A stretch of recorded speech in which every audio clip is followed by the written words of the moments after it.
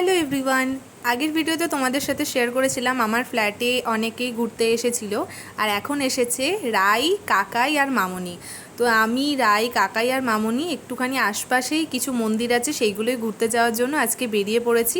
বাবা মা বেরোয়নি, কারণ এই কদিন প্রত্যেক দিনই বাবা মা বেরিয়েছিল, ওই জন্য আজকে আমিই যাচ্ছি মামনি, কাকাই আর রাইকে ঘুরতে নিয়ে। সত্যি কথা বলতে বাইরে যে পরিমাণ গরমটা পড়েছে, চাইলেও যেন দূরে কোথাও যাবো ভাবলেও যাওয়া হচ্ছে না। তাই ভাবলাম হাতের কাছে যে 2-4টে মন্দির পড়ে সেটাই আজকে মামনি কাকাই ওদেরকে ঘুরে দেখাই। তাই এখন আমরা চলে এসেছি মা সিদ্ধেশ্বরী কালীবাড়ি।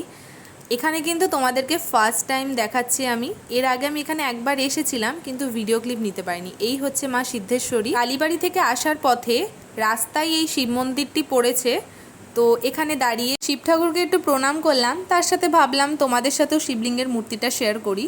আর তারপর আমরা চলে আসলাম হনুমান মন্দিরে। এখানে বজরংবলীর মূর্তি রয়েছে।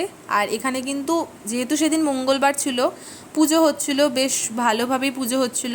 তাই মামনি বলল তুই আর কাকাই দুজন মিলে একটা ধূপকাঠি আর একটু প্রদীপ দেখিয়ে দে। আর যেহেতু আমরা সন্ধেবেলাতে কাঁচা কাপড়েই ছিলাম, তাই জন্য ভাবলাম তাই আমরা একটুখানি ধূপ প্রদীপ দেখিয়ে দিই।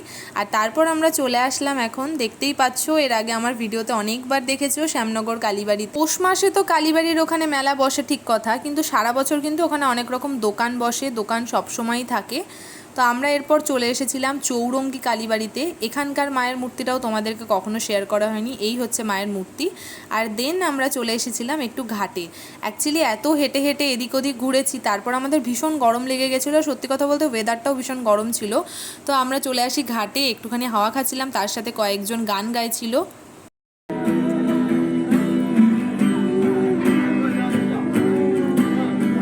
ওয়েদারটা আজকে এতটাই বাজে ছিল, তাই আর ঘাটে বেশিক্ষণ বসে থাকলাম না, এখন চলে যাচ্ছি ফ্ল্যাটে। আর যেতে যেতেই দেখলাম ফ্ল্যাটের পাশে এখানে পুজো হচ্ছিল, তাই আমাদেরকে ওখান থেকে প্রসাদ দিলেন। আর দেন এখন আমরা চলে এসেছি সরকার সুইটসে মিষ্টি নেবার জন্য। এখান থেকে পছন্দ করে মিষ্টি নিয়ে নিলাম, আর তার সাথে নিয়ে নিয়েছিলাম স্প্রাইট। আর এই স্প্রাইট হচ্ছে এমন একটা জিনিস আমি ছাড়বো ভাবলেও আমি খাওয়া ছাড়তে পারি। আর এই যে রাই ম্যাডাম, উনি আইসক্রিম খেতে এতটাই ভালোবাসেন, সারাক্ষণ আইসক্রিম দিলে সেটাই খাবে। তো যাই হোক, ওর জন্য একটা আইসক্রিম নেওয়া হলো। এখন আমরা বাড়ি চলে এসেছি। বাড়ি এসে সবাই মিলে কোল্ড ড্রিঙ্কসটা খেয়ে একটুখানি মনে হলো যেন ঠান্ডা হলাম। তো আজকের ভিডিওটা এতটুকুই, দেখা হচ্ছে নেক্সট একটা ভিডিও নিয়ে। Thanks for watching.